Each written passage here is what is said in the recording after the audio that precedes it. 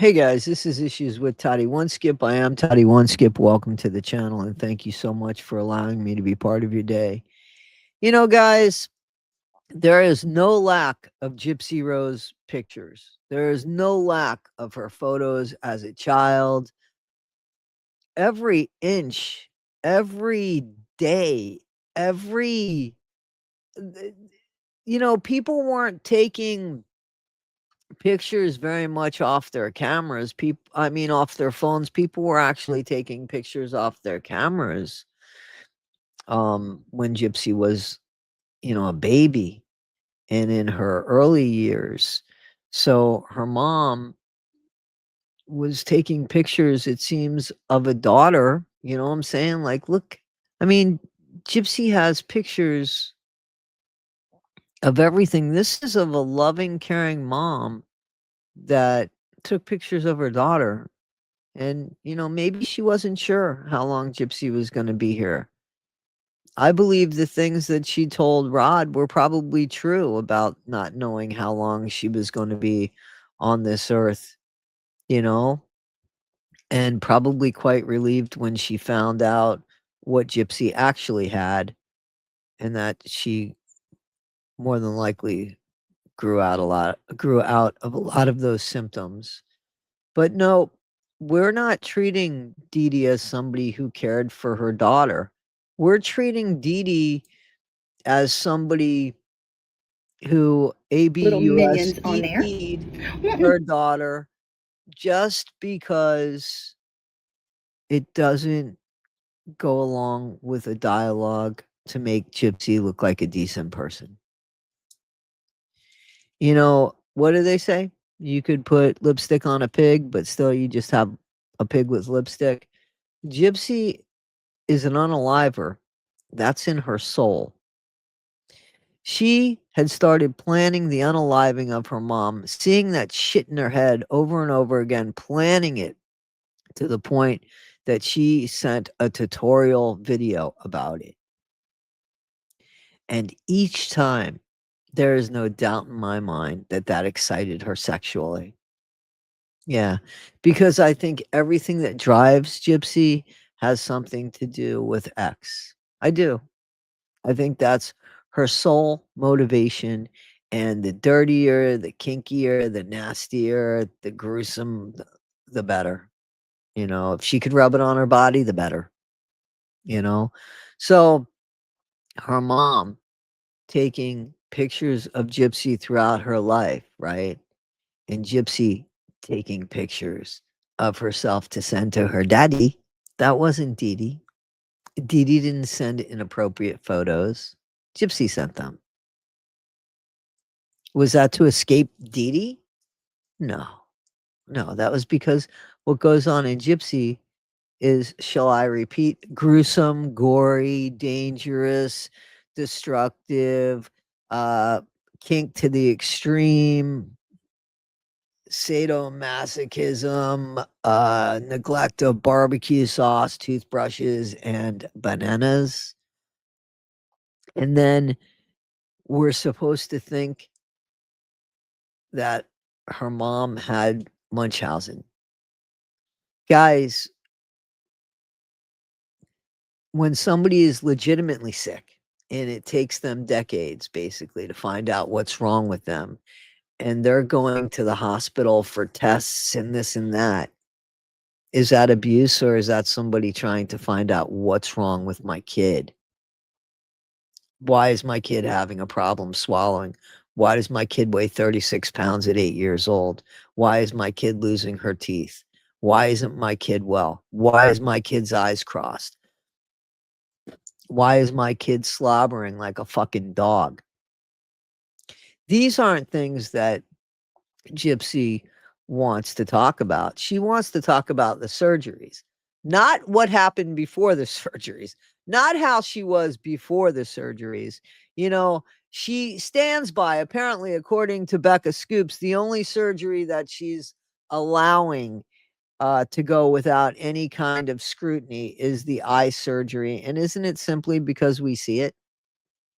I mean, it would be abuse if we didn't see that she absolutely needed it. And now that these records are coming out showing us that, wow, she needed these surgeries, she needed these tests, she had a micro deletion that wasn't diagnosed until 4 years before her mom's unaliving, and didn't even diagnose the correct chromosome until a year or two later. And in the meantime, I would say that Dee Dee's not sure what's going on with Gypsy as far as her health, because wasn't she pushing Gypsy around in a wheelchair?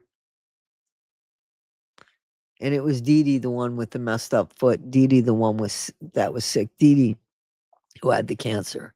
Dee Dee, who had the diabetes, the obesity. Dee Dee, the one that was struggling, where Gypsy was not. Gypsy could have left. We know this. We know this, but she didn't want to leave that way. She wanted a grand finale.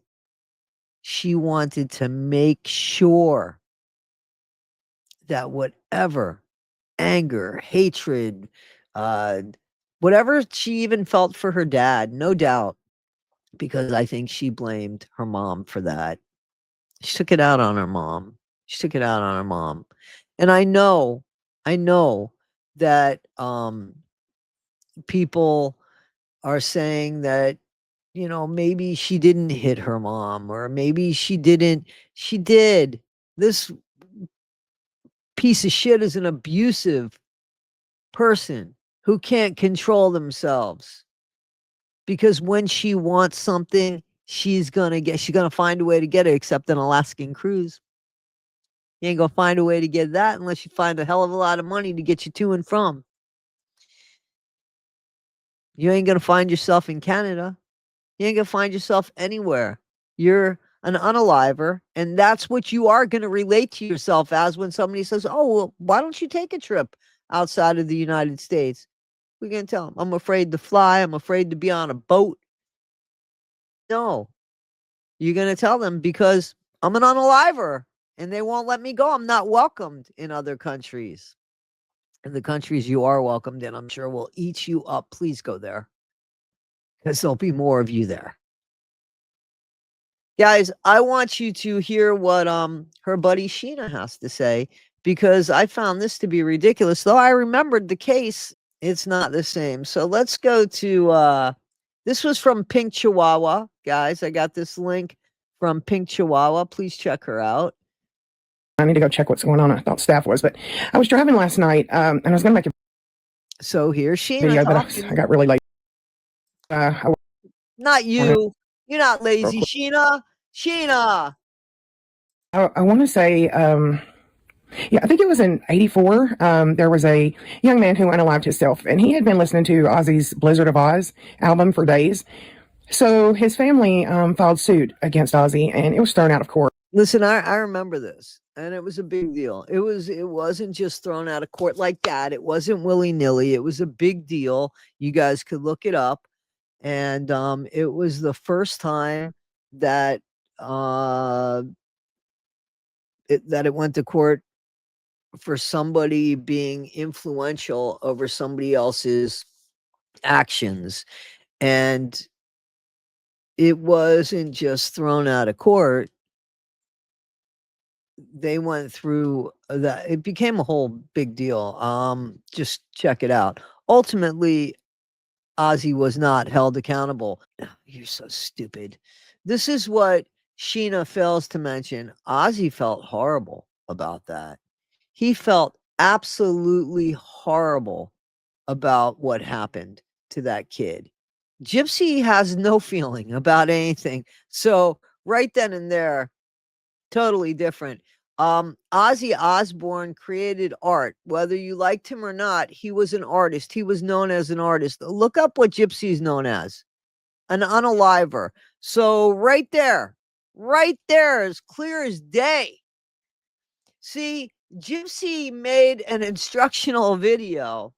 Ozzy made art. Ozzy wasn't telling people to unalive themselves. Gypsy is actually showing people you can behave any which way you want. All you have to do is intimidate people, put on this fake persona, and maybe, just like me, you can get away with unaliving your mom and only doing 8.5 years. I'm sorry that you don't see the difference, Sheena. And that's all you get from my time. Say bye-bye. Bye-bye, Sheena. I see why Christy absolutely wants nothing to do with Brie and her merrymen of idiocy, or just so fucking stupid to try to even do that.